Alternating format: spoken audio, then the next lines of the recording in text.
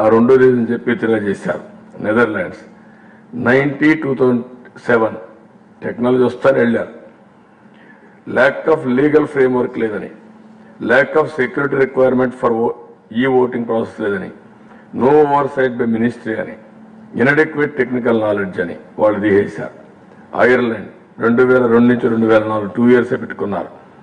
Inadequate technological safeguards, insecure data transfer of votes polled through CDs, no independent end-to-end testing, verification and certification, no comprehensive register to record the identity, location and movement of machines. దీని మీద వాళ్ళు చేశారు.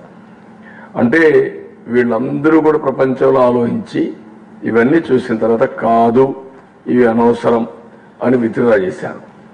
ఇక్కడ ఇండియాకు వచ్చే కొందికి ఇప్పుడు EVMs ఏ విధంగా manipulate చేయొచ్చు అంటే vote stuffing after poll closure, memory manipulation, remotely altered control unit display, replaced microcontroller or memory chips, altered software code, international comparison.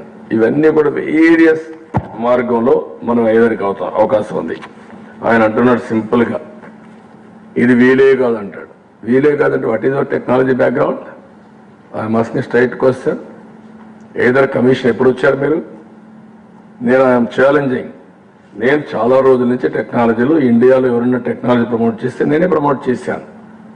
పొలిటికల్గా చూస్తే nobody has promoted consistently for the last 95 to 34 years. First e-Seva I brought it.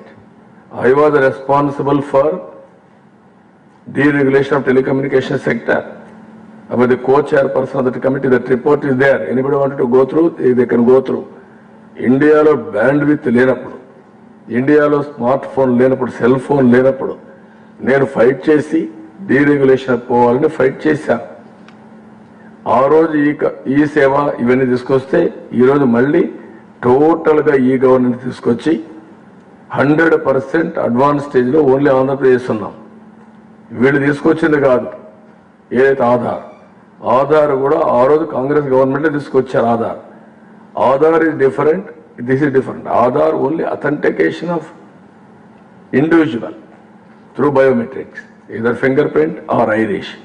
అలాంటి పరిస్థితిలో ఇష్టానుసారంగా మీరు పెట్టేసి ఈరోజు మీ ఇష్ట ప్రకారం నాకు అన్నీ తెలుసు ఇది ఏం కాలేదు అని బుకాయిస్తే మీ బుకాయింపులు ఎవరికి కావాలని అడుగుతున్నాను.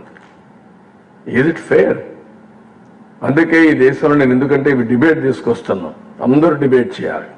దేశంలో intellectuals, technocrats, IT professionals, electronic engineers and common man, everybody has to debate, discuss.